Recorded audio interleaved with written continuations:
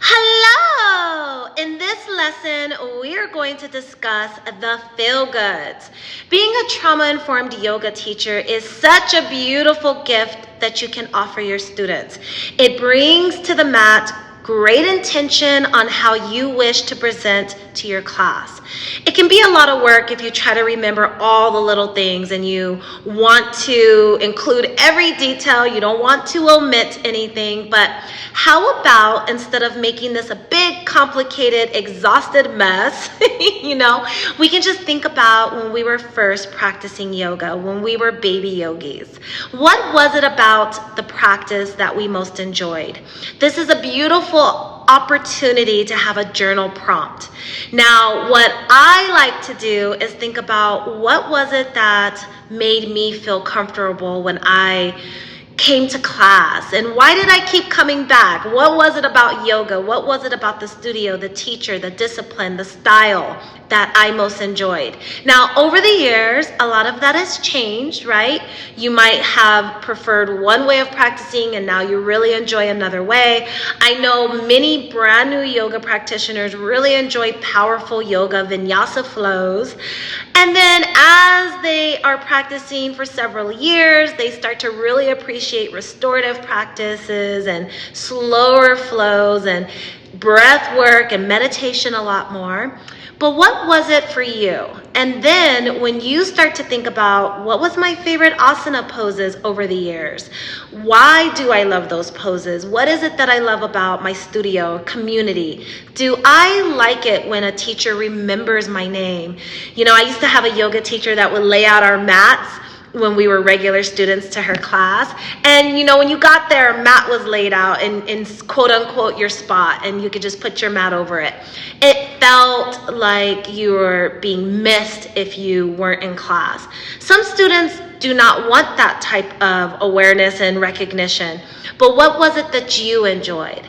All we can do when we're teaching is share our experience and our wisdom and our gift with others.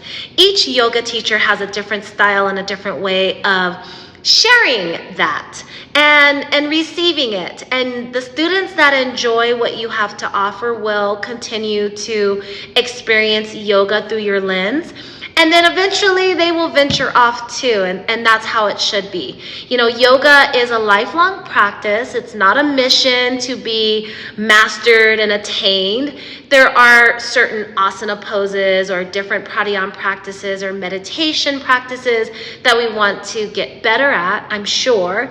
But still, even with that said, depending on where we are at in life, emotionally, physically, spiritually, will really inform and influence our practice. And that's what we want for our students.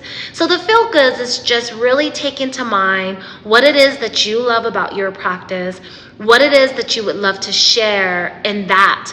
If you really love something and you want to share it with others, they're going to resonate with that feeling, that awareness that you have, that excitement that you bring to your practice. So try to incorporate more of that. Don't overthink it. And also don't, try to make everything happen all the time, every single time, all at once. Little bit by little bit, your awareness from a trauma perspective will influence your teaching. Now, let's talk about boundaries. This was something that came up when we were doing the case studies in the workshop setting. And we want to remember that our students do not get their self-esteem through us. So we never want to be placed on a higher pedestal than anyone else. We don't want to encourage that behavior. We do not want our students to feel that they need to look to us for acceptance and approval. And we want to be really mindful where we are at on our own journeys to make sure that we're not accidentally, unintentionally, or even unconsciously leaning into those narratives. We want to really support activating the solar plexus of our students, encouraging them to have that power and self-confidence within themselves. We do that by simply being present and allowing them to feel their body, to express their excitement when things go well for them, but for us to just be a part of that guidance, right? Now, with that said, we also don't want to swing that pendulum too far to the other side where we are putting up barriers and walls between us and our students. I have very close, loving connections with my students, but I've been teaching for years and I know exactly how to facilitate a very safe and peaceful connection with others where I don't feel like I am transferring any of my own personal situations onto them or making them feel in any way, shape, or form that I need them to fulfill my own destiny or self-esteem. Now, with that said, I've done a lot of work on my own self, my own personal healing journey, my own traumas, so that I can show up and co-regulate and offer safe and secure space for others. I want to be able to share that space. But I also love people, and I want to be able to create friendships and connections and hopefully lifelong relationships with people that I met by being their yoga teacher, right? Now, in most settings, we're working with adults, and I want us to be very mindful that even though this is a profession and we really want to portray ourselves in a very professional manner, it is 100% appropriate to love your students and to be friends with them and to make those connections. So as long as they are not receiving their self-esteem through you and vice versa, right? That those boundaries are there, and that when you are in a more casual setting with your students, you can have those ping pong tennis game type relationships where they're sharing and then you're sharing and you're each relating with each other. I mean, we're humans, we're tribal animals, we're pack animals. We want to be a part of each other's experience and lives, and it is a beautiful thing to make those connections.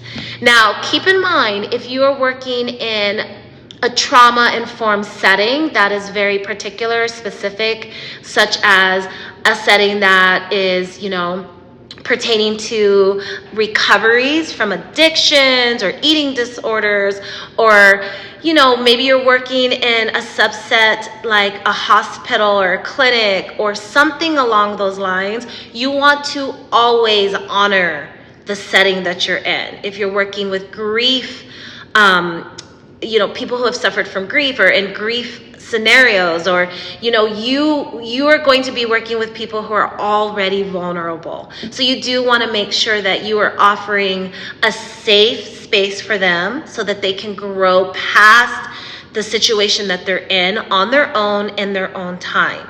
Now, our students most need from us is consistency, right? Now, that could mean that when you're planning a vacation or time away from them, time away from your class, time away from your schedule, you can make those announcements, right? That way your students know if you're missing, there is an emergency happening in your life, as you are human as well. But consistency is so important from those of us who are going through trauma healing practices and using somatic practices to heal ourselves. So we want to make sure that we are offering the most consistent, disciplined environment that creates inherently that safe space for our students.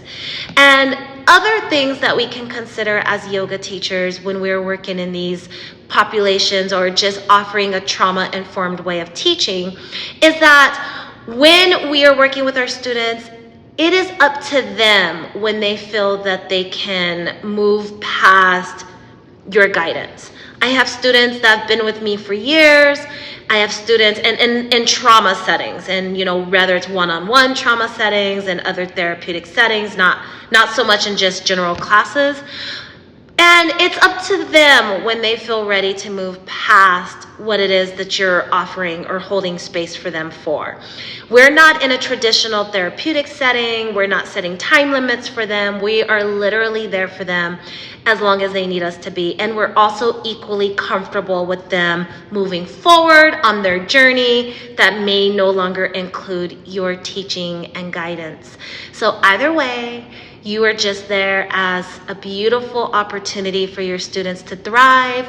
We get healthier in relationships, so it's a beautiful opportunity for us to offer that to our students and them to offer that back to us. All right, namaste.